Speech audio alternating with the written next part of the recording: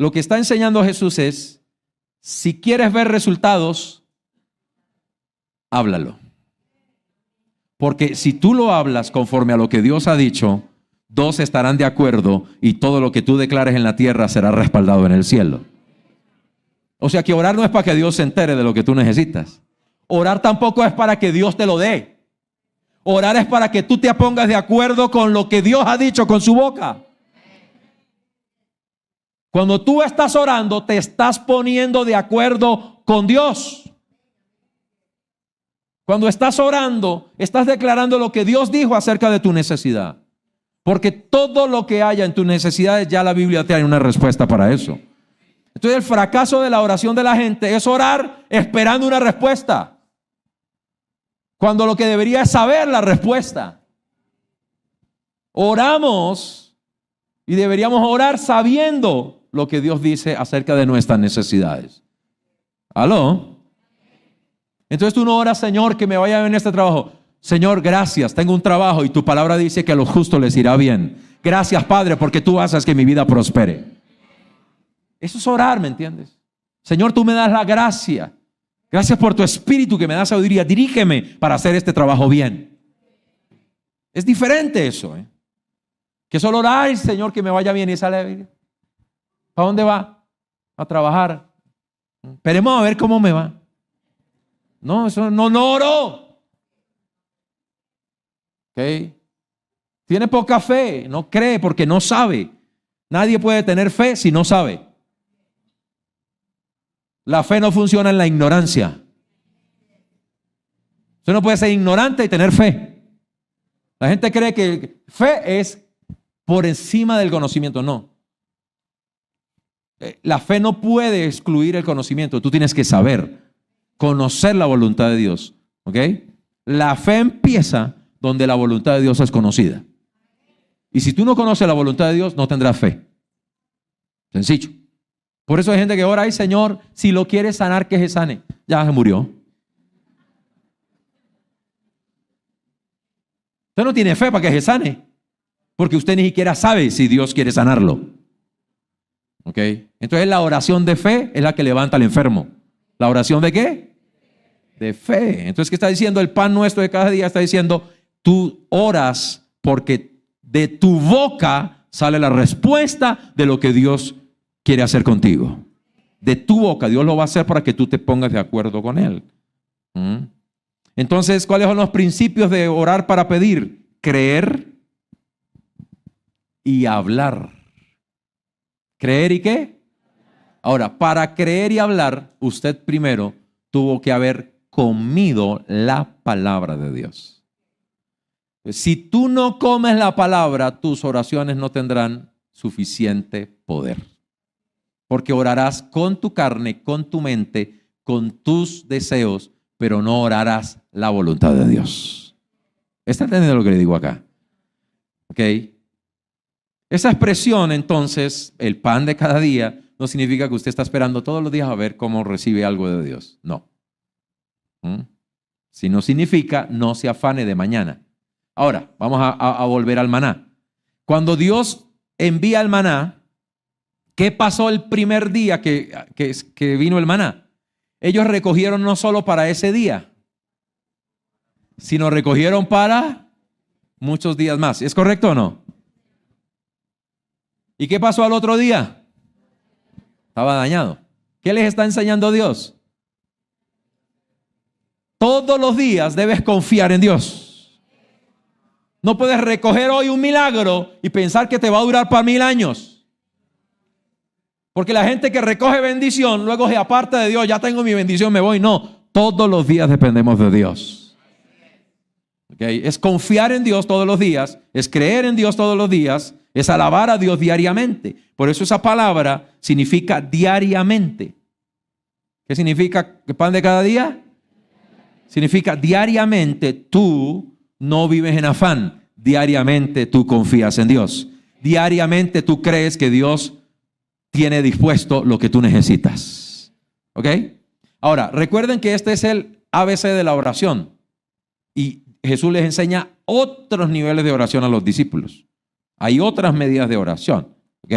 Entonces, un nivel de oración es, Señor, suple lo que necesito. Otro nivel de oración es productividad. ¿Orar por qué? Productividad. Yo quiero que usted note ahí en Deuteronomio que si usted sigue leyendo, dice la Biblia en el libro de Josué, porque después de Deuteronomio, ¿qué sigue? Josué. Cuando usted sigue leyendo y lee Josué, dice, el día que pusieron su pie en la tierra, entraron a la tierra. Desde ese día que entraron a la tierra, cesó el maná. O sea que el maná fluyó solo mientras ellos estuvieron en el desierto y vivían en desobediencia, en quejas. Entonces solo vivían del diario. Pero cuando entraron a la tierra con fe para conquistarla, y como dice la Biblia, esa tierra era tierra de abundancia, tierra que fluye leche, y llega la promesa a decir que recogerás la cosecha de hoy y será tan abundante que no habrás alcanzado a comerte la cosecha cuando ya estás produciendo la siguiente cosecha. Lo que dice ahí es, cosecharás, segarás tan rápido que no habrá ni tiempo de poder recoger todo lo que Dios te ha dado en la cosecha. Eso rompe la idea de vivir del diario. Entonces no es vivir del pan, del tomate, de los 10,000 pesos del día, no. Es diariamente depender de Dios, depender de la palabra. Diariamente alimentarse de Dios. Mateo capítulo 7. Déjame enseñarte varias cosas aquí. Cuando Jesús pasa al Mateo capítulo 7, dice, si el padre, y vuelve al tema del afán, si un padre viene su hijo y le pide pan, ¿no le dará una? ¿Qué era lo que tenía Jesús frente a él que el diablo le dijo que las convirtiera en pan? Piedras. ¿Okay? Pero luego dice, y si le pide pescado, ¿no le dará una serpiente? Ahora dice, nuestro Padre sabe dar buenas dádivas. Ahora mire, aquí va a otro nivel, porque una cosa es solamente suplir las necesidades y otra cosa es dádiva. Una cosa es que el papá supla la necesidad del hijo y otra cosa es que el papá le dé regalos a sus hijos. Y dice, no solamente el padre suple estas necesidades, sino que el padre te va a dar lo que tú le pidas. Los lleva más allá en la progresión para entender que podemos pedir mucho más allá. Ahora, vamos entonces a Juan 6:27. Juan 6:27. Trabajen. ¿Cómo es que se consigue el pan? Trabajando. Las multitudes trabajaron para ir a conseguir pan. Ahí en ese capítulo. Sí. Trabajaron y duro, llegaron sudados. ¿Sabe? ¿Sabe cuántos kilómetros había de un lado del lago al otro lado del lago? ¿Era trabajo o no? En este lado del lago comieron gratis. Se multiplicaron los panes y los peces. Jesús cruza al otro lado y ellos trabajan. ¿Qué es lo que está dispuesta a hacer la gente por comida? ¿Se molesta la gente si suda trabajando para conseguir algo? No. ¿Si se trasnocha? No. ¿Si son muchas horas? No. Pero si una persona pasa largas horas para asuntos espirituales, si las reuniones espirituales de la iglesia trabaja duro, sirve fuertemente, no para sus necesidades, sino para hacer la obra de Dios, para honrar a Dios. ¿Qué dice la gente? ¿Ah? ¿Se quejan? Unos están aquí, lo hacen y se quejan. ¿Escuchó a alguien a su lado o usted alguna vez? Digo, ay, pero es que el culto se te demora tanto. Ah, qué bonito, ¿verdad? O sea que usted no está entendiendo lo que Dios dice. Porque Dios dice, trabajen. ¿Sí? Si hubiera sido como una política de este país, hubiera dicho, trabajen vagos.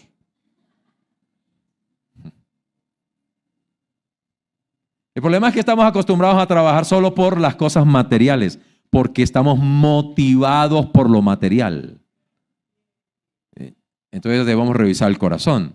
Pero aquí Jesús dijo, trabajen no por la comida que perece.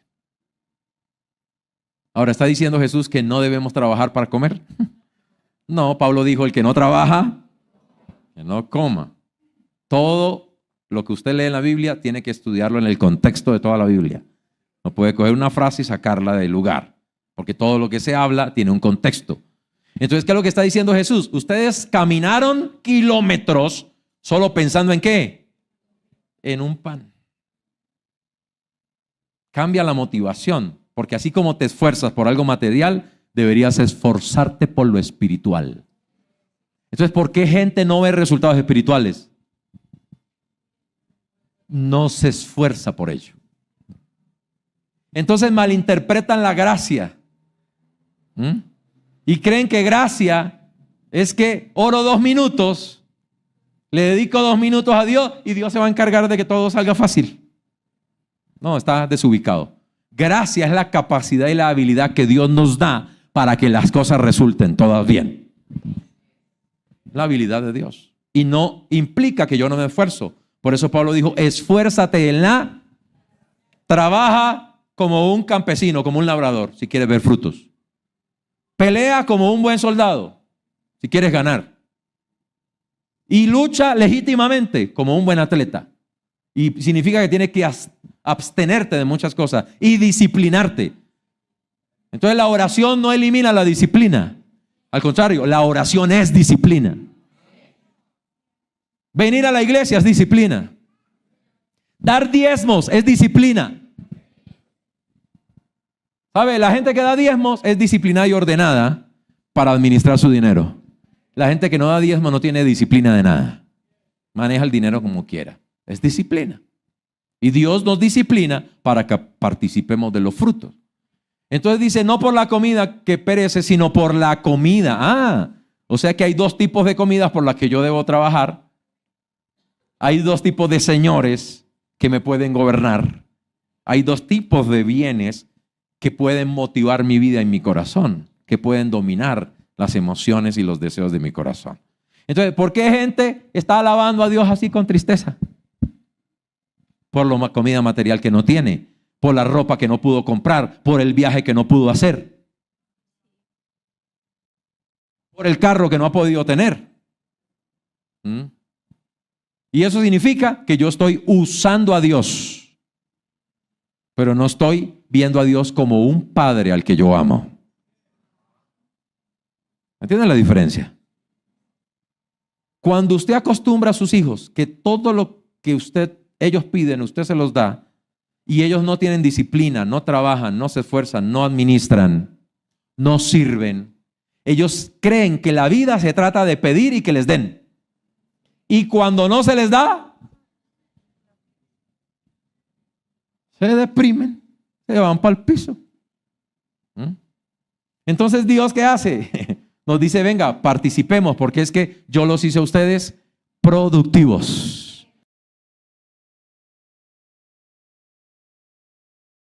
Luego nos enseñó a nosotros a trabajar, pero no debemos trabajar por la comida que perece, sino por la comida que a vida eterna permanece, la cual el Hijo del Hombre porque a este señaló Dios el Padre. Juan capítulo 14, 13. Todo lo que pidan al Padre en mi nombre. Ahora, después de la resurrección. O sea que esta oración es antes de la resurrección, antes del sacrificio. Pidan por sus necesidades. ¿Ok? Pero después de la resurrección, esto es lo que anticipa Jesús. Yo voy a resucitar, voy a ir al Padre, enviaré el Consolador. Y cuando yo haya resucitado y yo tenga toda potestad, entonces, todo lo que pidan al Padre en mí, entonces ¿debo pedir el pan del día? ¿O puedo pedir para un mes, para 3 meses, para 6 meses? ¿Puedo pedir para un negocio que me pueda dar dinero para poder comprarlo del año? ¿Aló? ¿Puedo hacer mercado para un año? ¿Sí o no? Sí. ¿Usted sabe por qué los ricos son ricos? Porque tener plata es tener las mejores garantías y ventajas en el mundo. El que tiene dinero tiene los descuentos. El que tiene el dinero tiene las ofertas. El que tiene el dinero tiene todas las ventajas. Entre más plata se tiene, más se tiene. Entre menos, menos. Menos. Entonces, ¿a quién le prestan dinero? ¿Al que no tiene o al que tiene? Al que tiene. ¿Es eso bíblico? Sí. La Biblia dice, al que produce se le dará más y al que no produce, aún lo que tiene se le quitará. Con eso usted mata a un socialista. Con ese versículo usted mata, se le tumba toda la ideología a un socialista. A un socialista cristiano, déjeme aclarar. Que de hecho no podrías decir socialista y cristiano en una sola frase. Porque no tiene sentido y no tiene coherencia. ¿Ok? Bien. Entonces mire lo que dice. Podemos pedir para que ahora lo haré para que el Padre sea glorificado en el Hijo. Primera de Juan 5, 13 al 15. Entonces, ¿cómo debemos pedir? ¿Cómo debemos pedir? Primera de Juan 5, 13. ¿Están aprendiendo algo aquí? ¿Les sirve eso que están oyendo? Ojalá vinieran todos los viernes desde temprano a orar. Primera de Juan 5:13. Estas cosas les he escrito para que crean en el nombre del Hijo de Dios y para que sepan. Dile que está a su lado, saber y creer. El que no sabe, no puede creer. ¿No te he dicho que si creyeres? Pero para que tú creas, yo te digo. Lo que yo te digo es la base por la que tú crees. Y si tú crees, verás la gloria de Dios.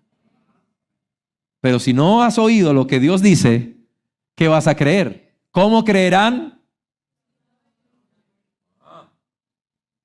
Entonces, ¿debe tomar tiempo usted para saber la palabra de Dios? Entre más conoce la palabra de Dios, mejor ora usted. Mejor pide. Tienes que saber lo que tienes, vida eterna.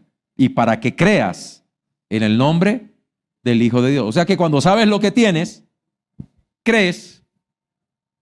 Si no sabes lo que tienes, no crees. Tienes que saber lo que la Biblia dice que ya Dios te ha concedido. Señor, llévame a China. La pregunta es, ¿estará eso dentro de su voluntad? Pero arrancamos la oración diciendo hágase tu voluntad. Entonces, si te interesa la voluntad de Dios, descubrirás la voluntad de Dios en oración. Y cuando sabes la voluntad de Dios, pides todo lo que está dentro de su voluntad. Déjame darte una... Yo nunca tuve motivación de ir a los Estados Unidos en mi juventud. Nunca me afané por eso, aunque me invitaron a los Estados Unidos y me pidieron para trabajar en los Estados Unidos. Y yo hice la diligencia, pero oré, Señor, que se haga tu voluntad. Si tú quieres que yo esté allá, tú abres el camino. ¿Ok? Pero hace unos años, cuando mi hija de 15 años se le ocurrió pedir su viaje para Estados Unidos y para ir a conocer Disney, mi pastor John, cuando me preguntó por eso, me dijo, ¿y van a ir todos? Y yo dije, eso es mucho dinero. No tengo el dinero para ir con toda mi familia, un viaje de 5 personas, para ir a eso. Pero cuando estoy orando un día, el Espíritu de Dios me pone en el corazón que Él tiene un propósito conmigo y que Él quiere que yo esté en los Estados Unidos. ¿Ok? Entonces ya ahora está en mi espíritu, ¿verdad? Entonces ahora como tengo algo aquí en mi espíritu, empiezo a moverme hacia allá. Entonces tramitamos la visa para los 5. Entramos, fuimos como los sextos de la fila. Nos hicieron 2 preguntas. Disfruten los Estados Unidos. Nos sellaron a todos. Y de ahí para adelante oramos por todo lo que necesitamos en los Estados Unidos. Y no solo suplimos lo que necesitábamos en Estados Unidos, sino que nos dieron dinero en los Estados Unidos. Y regresamos con dinero. ¿Por qué? Porque yo sabía que era la voluntad de Dios ir a los Estados Unidos. Cuando tú sabes que algo es la voluntad de Dios, tú tienes confianza. Cuando no tienes confianza. Entonces, o lo haces a las malas y lo trabajas como quieres, terminas endeudado, terminas gastando dinero, terminas mal. Tienes que afanarte por conseguir esa plata, tienes que lograrlo de cualquier manera. Y vas y vuelves y ni eres feliz, no tienes justicia, paz y gozo, tú no ves la bendición, no te satisface, no disfrutas. Lo disfrutas por un momento, pero no disfrutas la vida. ¿Entiendes lo que digo? Entonces, todo lo que tú pidas en la voluntad de Dios. Si yo le digo en este momento, Señor, dame un avión. Pero la Biblia dice que cualquier cosa. No, pero no está dentro de la voluntad de Dios. Cualquier cosa en la voluntad de Dios. Ahora, ¿podría yo algún día pedirle a Dios un avión y que Dios me lo dé? Si está en la voluntad de Dios. ¿Qué significa? Que yo tendría que estar viajando a los países todos los meses. Y que mis viajes a los países y a tantos lugares requeriría un avión para no estar desgastado, gastando horas en aviones, en esperas y en traslados y en todas estas cosas y un desgaste. Entonces Dios me daría un avión. Pero mientras eso no esté dentro de la voluntad y el plan de Dios, ¿qué hago pendejeando yo pidiendo un avión? ¿Aló? Entonces hay gente que se frustra porque está pidiendo lo que no está dentro de la voluntad de Dios. Y porque piden cosas para ellos egoístamente, pero no están dentro del plan y dentro del entendimiento de lo que Dios tiene. Entonces, si sabemos que estamos orando conforme a la voluntad de Dios, sabemos que Dios responde, que tenemos las peticiones que le hayamos hecho. ¿Ok? Primera de Timoteo 6:17, otro principio importante aquí. Y voy a parar aquí porque tengo mucho más de este punto, pero lo voy a enseñar la otra semana.